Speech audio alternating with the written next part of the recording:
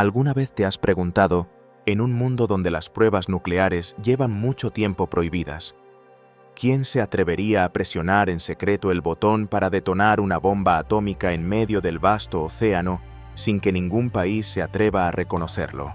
A las 3 de la madrugada del 22 de septiembre de 1979, el satélite espía más avanzado de Estados Unidos, el Vela 659-11, registró inesperadamente un fenómeno extraño frente a las costas de Sudáfrica.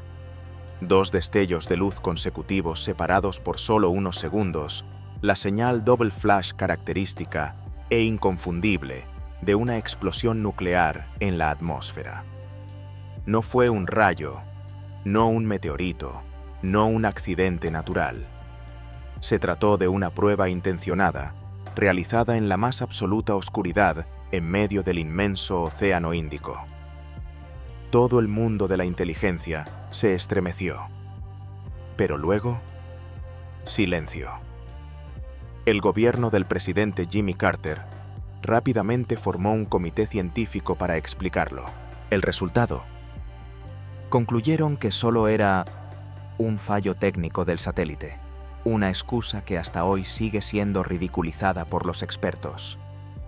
Porque todas las evidencias, desde datos ópticos, sonidos hidroacústicos, hasta radiación anómala, apuntaban en una sola dirección: una prueba nuclear conjunta entre Israel y el régimen apartheid de Sudáfrica. Y eso solo era la punta del iceberg. Hoy, cuando el mundo entero está preocupado por la bomba del día del juicio final, que Irán podría estar escondiendo en túneles profundos bajo tierra, pocos recuerdan que la amenaza nuclear real y única confirmada en Oriente Medio pertenece a otro país: Israel. El único país de la región que posee cientos de ojivas nucleares, que mantiene una política de ambigüedad estratégica, que no ha firmado el Tratado de No Proliferación Nuclear TNP y que está dispuesto a ejecutar la opción Sansón, arrastrar a toda la región al infierno, si siente que su existencia está amenazada. Esta no es solo la historia de una explosión misteriosa en 1979. Es el largo viaje de décadas sobre cómo Israel adquirió en secreto armas de destrucción masiva, con la complicidad de Francia, el robo a Estados Unidos, el encubrimiento de los presidentes estadounidenses y el silencio aterrador de la comunidad internacional. Una historia de doble rasero de poder y de injusticia que hasta hoy sigue configurando la situación en Oriente Medio. Bienvenidos a Battleforge Legends. Hoy vamos a desenterrar página por página los secretos más oscuros de la historia nuclear moderna. Prepárense, porque lo que están a punto de escuchar podría cambiar por completo la forma en que ven la estabilidad en Oriente Medio. ¿Crees que las bombas nucleares son solo cosa de superpotencias como Estados Unidos o la Unión Soviética? Te equivocas. Para entender por qué un país pequeño como Israel estaba tan decidido a poseer el arma más terrible del planeta, debemos retroceder en el tiempo hasta 1948, el año que los palestinos llaman Nakba, que significa catástrofe. Imagina esto. Tras la Segunda Guerra Mundial, las Naciones Unidas aprobaron un plan para dividir Palestina en dos estados, uno judío y otro árabe. Pero las fuerzas sionistas no esperaron. Ejecutaron el Plan Dalet, una campaña militar sistemática para tomar tierras y expulsar a la población indígena. Haganá Irgun Lehi, organizaciones que hoy algunos llaman terroristas, atacaron más de 500 aldeas palestinas. Las casas fueron arrasadas, los pozos envenenados, los civiles masacrados para generar terror. Resultado: alrededor de 800.000 palestinos, más de la mitad de la población de entonces, fueron expulsados de sus hogares y convertidos en refugiados para siempre. Las Naciones Unidas aprobaron inmediatamente la Resolución 194 exigiendo que Israel permitiera el regreso de los refugiados y compensara sus propiedades. Pero Israel se negó rotundamente. Confiscaron tierras, casas, olivares centenarios y los convirtieron en propiedad del nuevo Estado. Hasta hoy millones de descendientes de aquellos refugiados siguen viviendo en campos en Jordania, Líbano, Gaza y Cisjordania. David Ben-Gurion, fundador del Estado de Israel, entendía perfectamente una cosa: los palestinos nunca aceptarían perder su patria sin resistirse.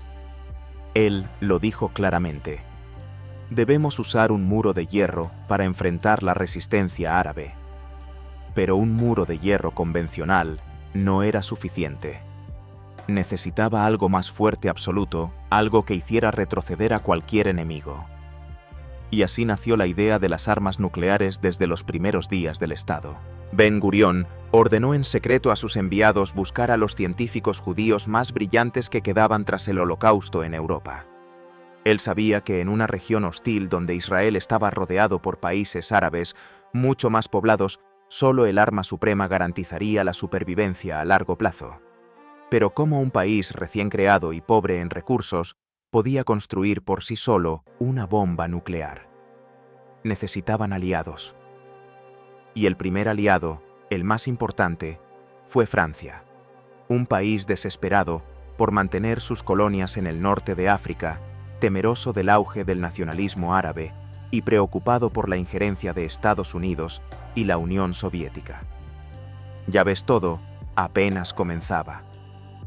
Francia ayudaría a Israel a construir el reactor Dimona, el corazón de su programa nuclear. Estados Unidos lo descubriría, se opondría y finalmente cerraría los ojos. También habría espionaje, robo de uranio y pruebas secretas que el mundo prefirió olvidar. Si estás pensando, oh, esto es solo historia antigua, espera. Porque las decisiones tomadas en 1948 siguen configurando el mundo de hoy, desde el brutal conflicto en Gaza hasta las amenazas nucleares que escuchamos a diario. Y la siguiente parte será aún más oscura: cómo Israel convenció a Francia de entregarles la tecnología de la bomba nuclear a cambio de sangre y complicidad en la guerra de Argelia. Poseer bombas nucleares es un privilegio exclusivo de las superpotencias que ganaron la Segunda Guerra Mundial. Eso es lo que piensas. Piénsalo de nuevo. Israel, un país nacido de las cenizas, sin recursos naturales, sin petróleo, convenció a Francia, una verdadera potencia nuclear, de entregarles la llave para abrir las puertas del infierno. Y el precio no fue solo dinero, sino la sangre de miles de inocentes en el norte de África. Desde los años 50, Francia estaba desesperada por conservar su colonia en Argelia. El Movimiento de Liberación Nacional, liderado por el Frente de Liberación Nacional de Argelia, FLN, ganaba fuerza respaldado con armas y entrenamiento por el Egipto de Nasser. Francia necesitaba un aliado dispuesto a jugar sucio. Israel fue la elección perfecta. A cambio, Israel necesitaba tecnología nuclear. Ambos llegaron rápidamente a un acuerdo secreto. Israel suministraría cientos de ingenieros y físicos nucleares de primer nivel. Muchos habían trabajado en el Proyecto Manhattan de Estados Unidos para apoyar el programa nuclear francés en el centro de Marcoule.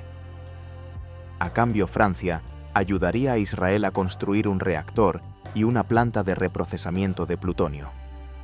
No solo teoría Israel, también envió equipos de inteligencia y fuerzas especiales para ayudar a Francia a reprimir los movimientos independentistas en Argelia, Marruecos y Túnez.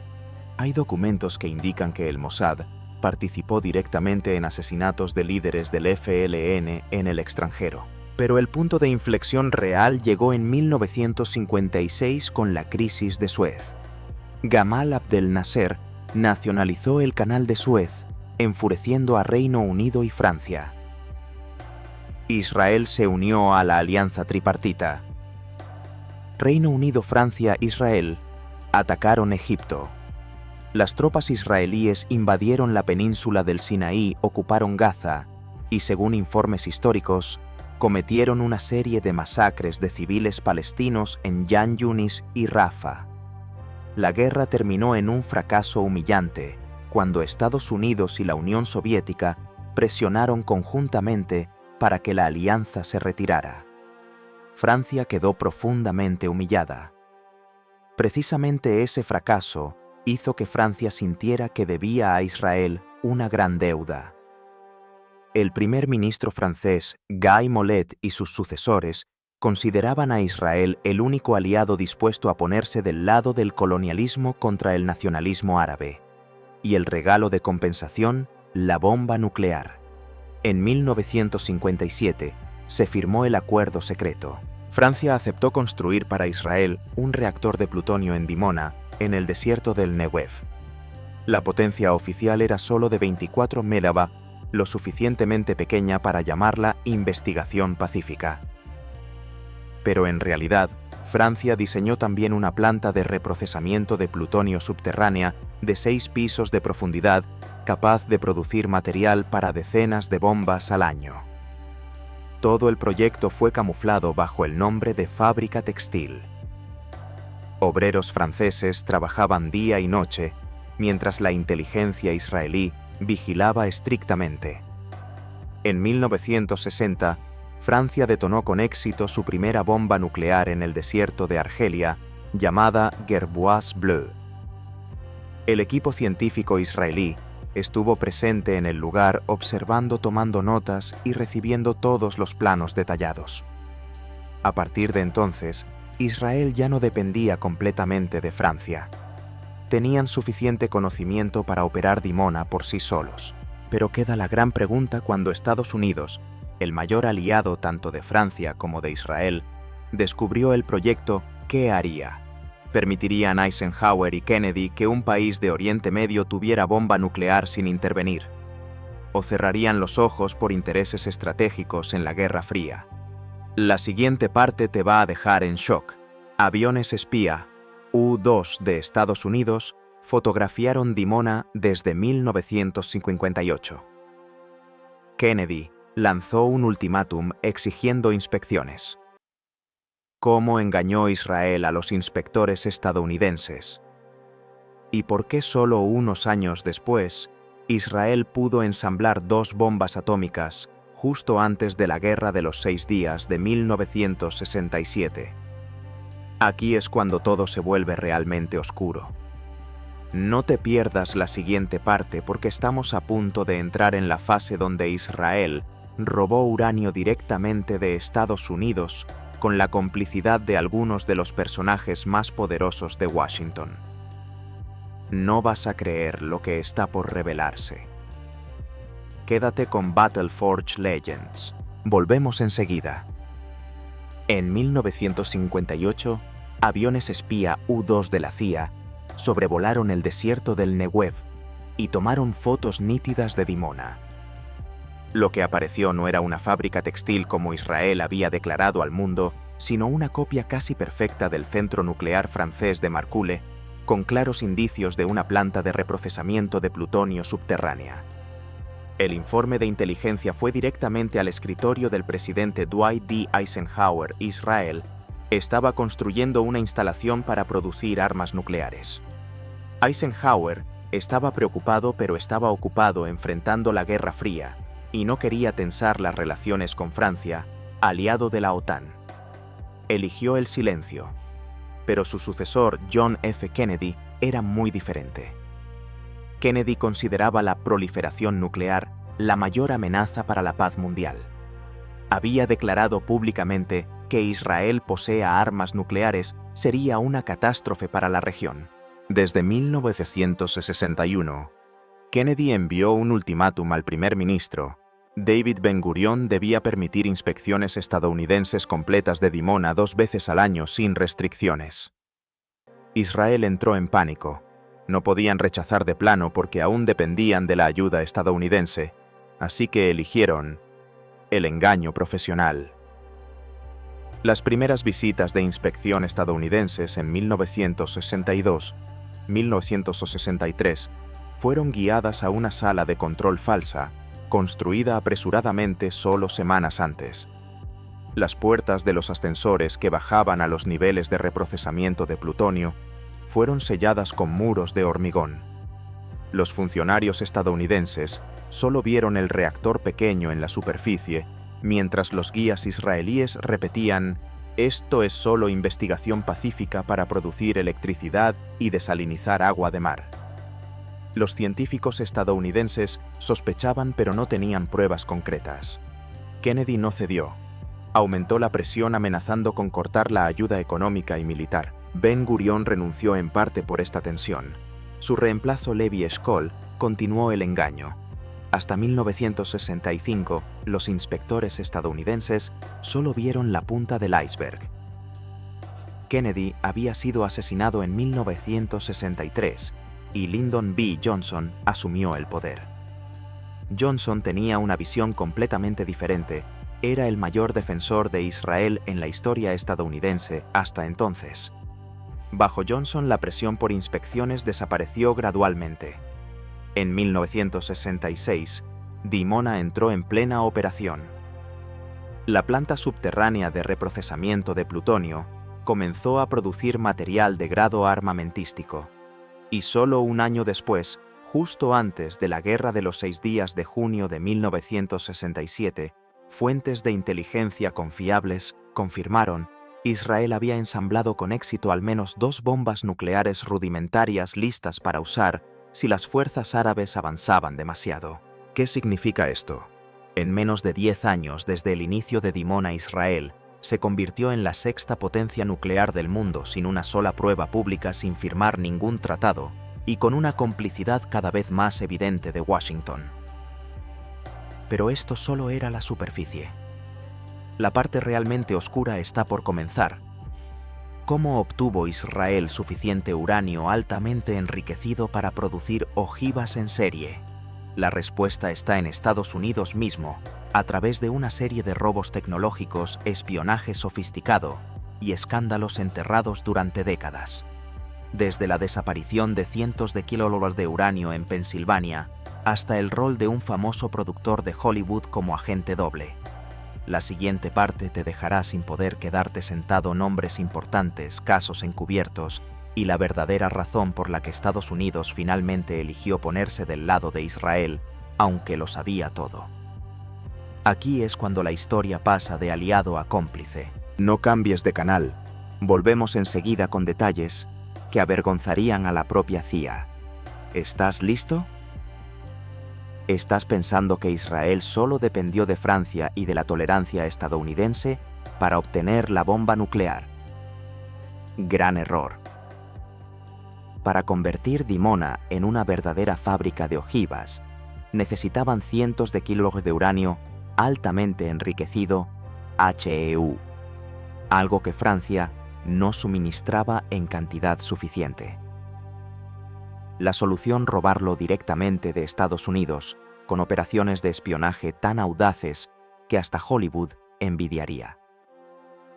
El mayor escándalo se llama NUMEC, Nuclear Materials and Equipment Corporation, una planta privada en Apollo, Pensilvania. Entre 1965 y 1970 desaparecieron sin rastro aproximadamente 200-300 kilos de HEU, suficiente para fabricar al menos 10-15 bombas. El dueño de la planta, Salman Shapiro, era un judío ferviente partidario de Israel, con vínculos estrechos con la inteligencia israelí. Quien dirigió directamente la operación de robo fue Rafi Eitan, famoso después por la captura de Adolf Eichmann y por convertirse en ministro israelí. El uranio fue transportado en secreto por puertos marítimos, escondido en contenedores de carga comunes. Las investigaciones del FBI y la CIA, que duraron décadas, concluyeron todas lo mismo: el material llegó a Dimona. Incluso muestras de plutonio tomadas posteriormente del reactor israelí llevaban la firma isotópica característica del HEU estadounidense. Pero curiosamente, nunca se presentó ninguna acusación formal. El gobierno de EE.U gastó en silencio más de $350 millones en limpiar la contaminación radiactiva en el sitio de NUMEC, y el caso fue enterrado. No acaba ahí. Israel también necesitaba critrones, dispositivos electrónicos de alta velocidad para detonar bombas nucleares. Miles de critrones fueron exportados ilegalmente a través de la empresa Milco de Arnon Milchan el famoso productor de Hollywood detrás de películas como The Revenant, Pretty Woman y Fight Club. Milchan admitió públicamente después: «Hice todo por Israel, incluso cosas ilegales». No se detuvo ahí. Israel robó los planos de las centrifugadoras de enriquecimiento de uranio más avanzadas de Alemania a través de la red de Milchan, tecnología que luego apareció en Pakistán y se sospecha que se filtró a Irán. El punto álgido del espionaje fue el caso Jonathan Pollard en 1985. Un analista de inteligencia naval estadounidense vendió decenas de miles de documentos clasificados a Israel, incluyendo información satelital y sistemas de armas estadounidenses. Parte de esos documentos fueron transferidos por Israel al Sudáfrica del apartheid e incluso a la Unión Soviética a cambio de la salida de judíos soviéticos. Todos estos casos fueron descubiertos por Estados Unidos, pero las consecuencias casi nulas. Pollard fue encarcelado pero indultado en 2015 y recibido como héroe en Israel. Milchan sigue siendo multimillonario de Hollywood. Shapiro nunca fue procesado. ¿Por qué Estados Unidos dejó que todo pasara tan fácilmente? La siguiente parte responderá a esa pregunta de forma cruda desde Nixon hasta Reagan. Estados Unidos no solo cerró los ojos, se convirtió oficialmente en cómplice. Un acuerdo secreto en 1969, ayuda de emergencia en la guerra de 1973, y cómo la activación de la opción Sansón por parte de Israel hizo temblar al Pentágono. Aquí es cuando la historia entra en su fase más oscura, cuando la superpotencia número 1 del mundo se arrodilló voluntariamente ante un país pequeño a cambio de beneficios estratégicos. La siguiente parte revelará las cartas secretas de los presidentes estadounidenses, los vuelos de ayuda de emergencia y la verdadera razón por la que Estados Unidos eligió a Israel por encima de los principios contra la proliferación nuclear. No te rindas a mitad de camino, porque lo que viene te hará cuestionar todo el orden mundial en el que vivimos. Lo que estás viendo es que Israel robó uranio critrones y planos directamente de Estados Unidos casi sin castigo. Pero lo realmente aterrador no es el robo en sí, sino que Estados Unidos finalmente eligió ponerse de su lado, convirtiéndose de supervisor en cómplice activo. Tras el asesinato de Kennedy en 1963, Lyndon B. Johnson asumió el poder. A diferencia de Kennedy, Johnson veía a Israel como el portaaviones insumergible de Estados Unidos en Oriente Medio. En 1968, aunque sabía perfectamente que Dimona ya producía plutonio armamentístico, Johnson aprobó la venta de 50 aviones F-4 Phantom a Israel, el único caza de entonces capaz de llevar bombas nucleares. Era una señal clara a Washington, ya no le importaba detenerlo. El punto culminante de la complicidad llegó en 1969 bajo Richard Nixon. En una reunión secreta en la Casa Blanca con la primera ministra Golda Meir, ambos alcanzaron un acuerdo histórico no escrito. Estados Unidos no obligaría a Israel a firmar el TNP ni exigiría más inspecciones de Dimona. A cambio, Israel prometía no realizar pruebas nucleares públicas ni declarar oficialmente la posesión de armas nucleares.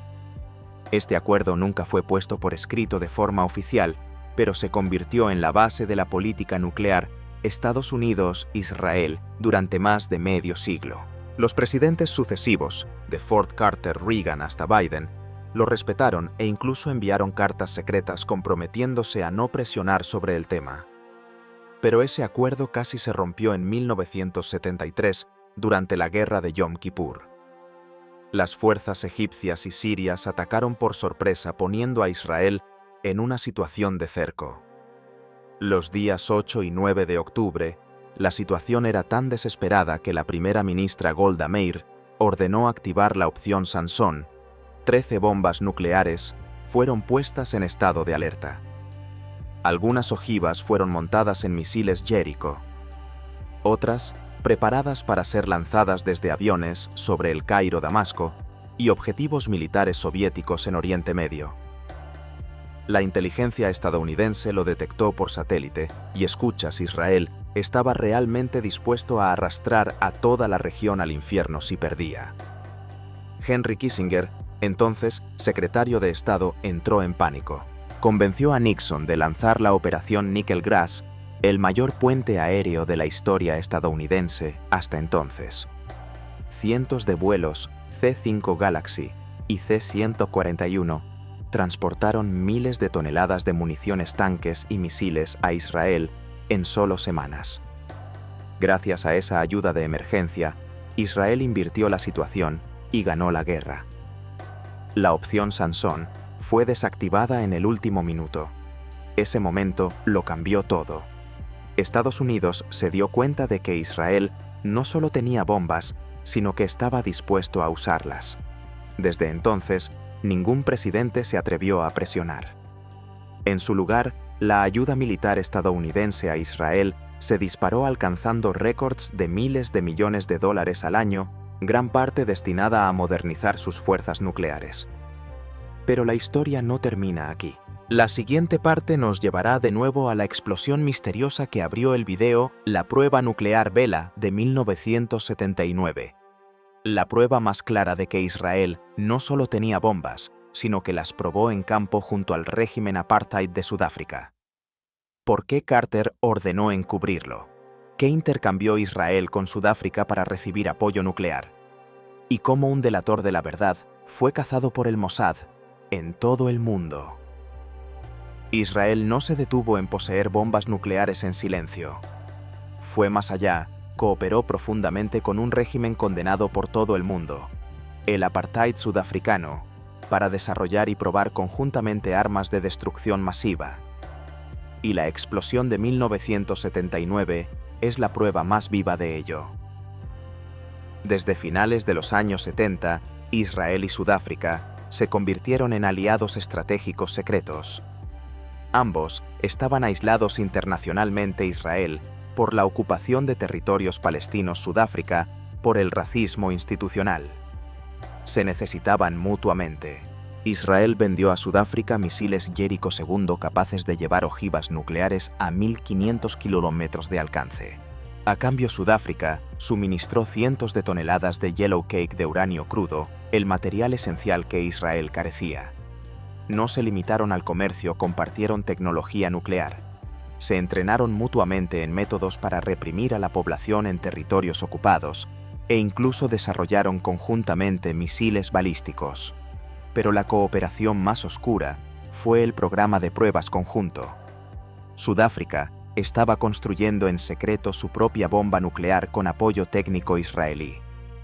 Documentos desclasificados posteriores muestran que ingenieros israelíes estaban frecuentemente presentes en el sitio de pruebas Bastrap, en el desierto del Kalahari. Y entonces, la noche del 22 de septiembre de 1979, todo explotó en el sentido literal.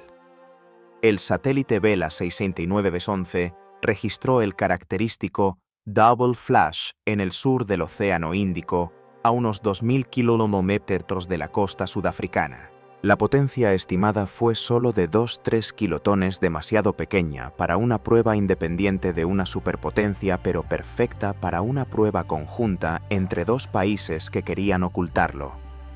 Los principales expertos estadounidenses, incluidos los del Laboratorio Nacional de Los Álamos, concluyeron que fue una explosión nuclear. Datos hidroacústicos, radiación anómala en el aire y declaraciones posteriores de funcionarios sudafricanos apuntaban todos en la misma dirección. Israel llevó la ojiva. Sudáfrica proporcionó el lugar y los barcos de apoyo. El presidente Jimmy Carter lo sabía perfectamente. Recibió informes detallados de inteligencia solo horas después de la explosión.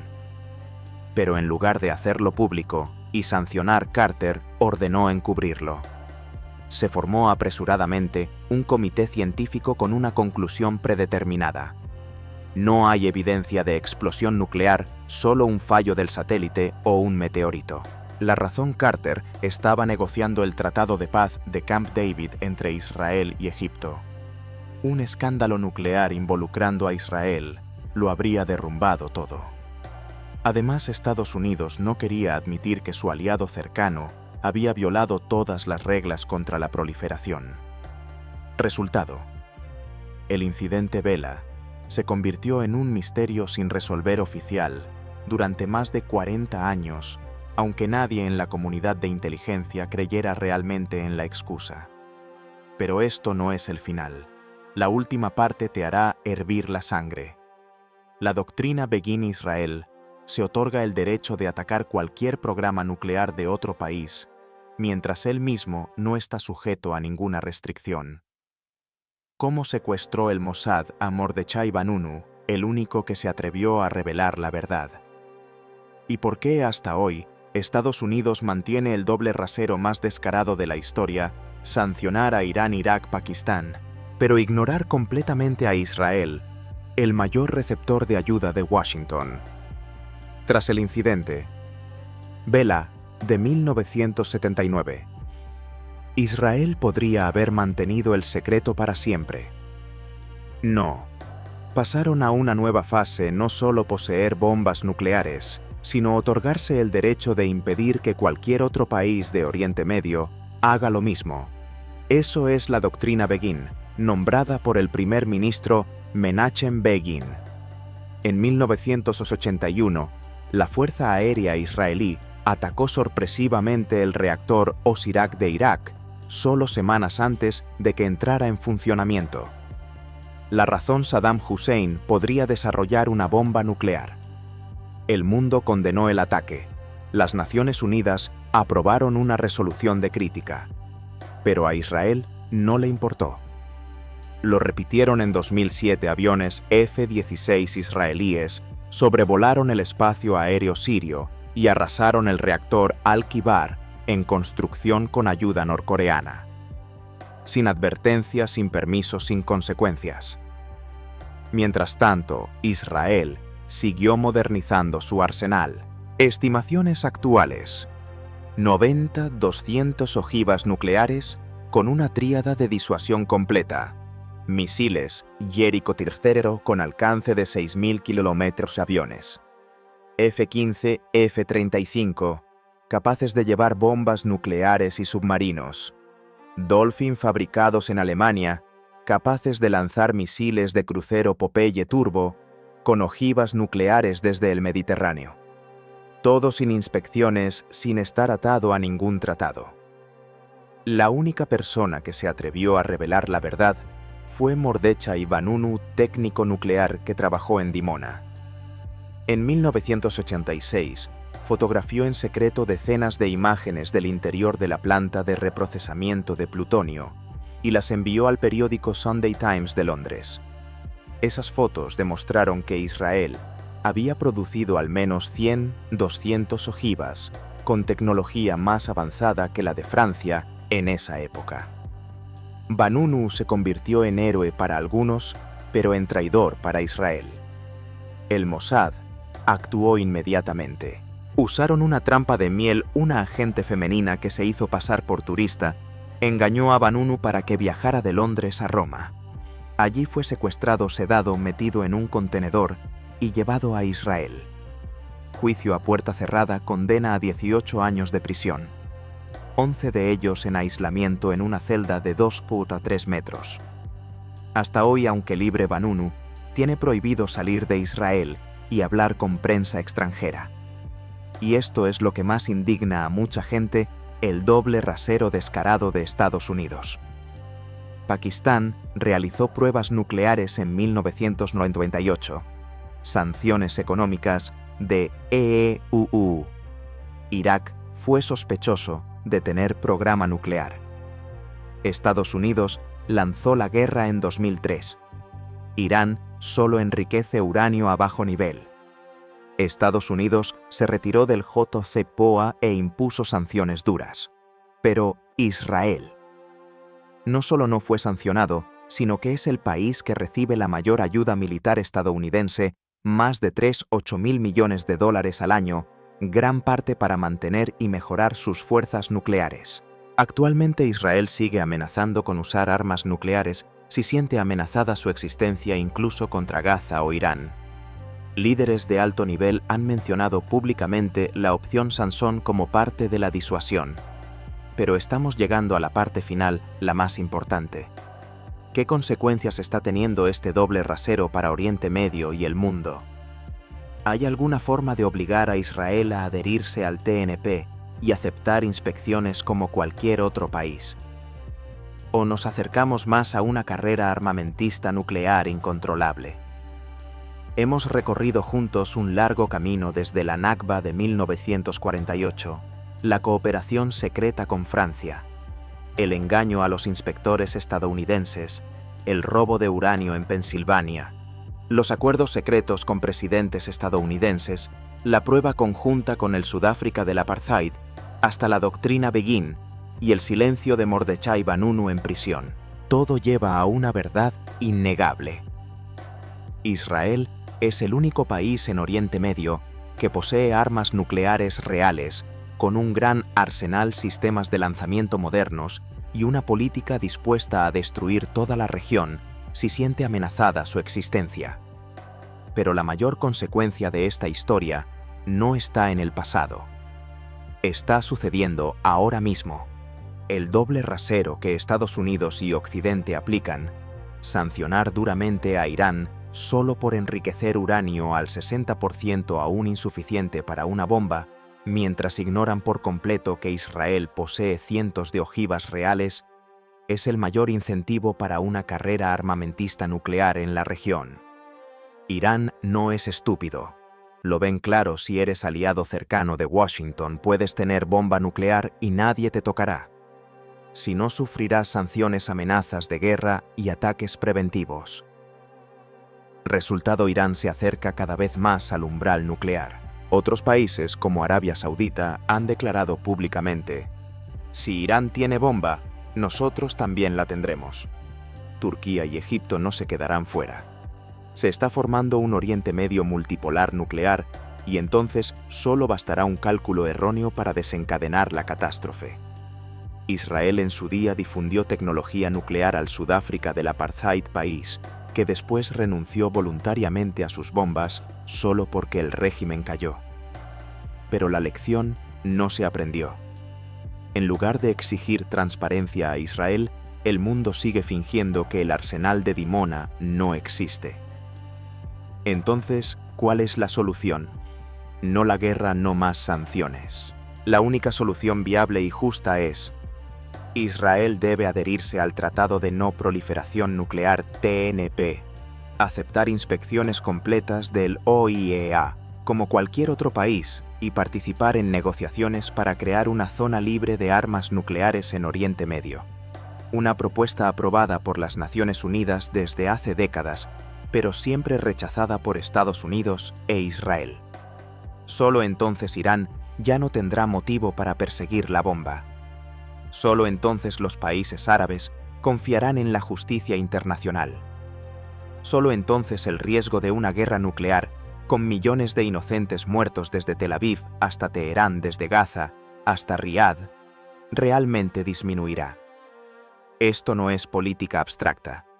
Es una cuestión de vida o muerte para cientos de millones de personas que viven bajo la sombra negra de la opción Sansón. Nosotros, los espectadores, los ciudadanos globales, tenemos derecho a exigir verdad y justicia. Comparte este video, haz preguntas a los políticos, apoya las voces que reclaman transparencia nuclear universal sin excepciones. Gracias por acompañarnos en Battleforge Legends durante este largo viaje de hoy. Si este video te hizo repensar lo que suelen contar los medios mainstream, dale like, suscríbete y activa la campanita para no perderte los próximos episodios. Seguiremos desenterrando los secretos militares más oscuros, porque la verdad, aunque duela, siempre vale la pena conocerla. Nos vemos en el próximo video. Mantente seguro y mantente alerta. El mundo necesita personas como tú.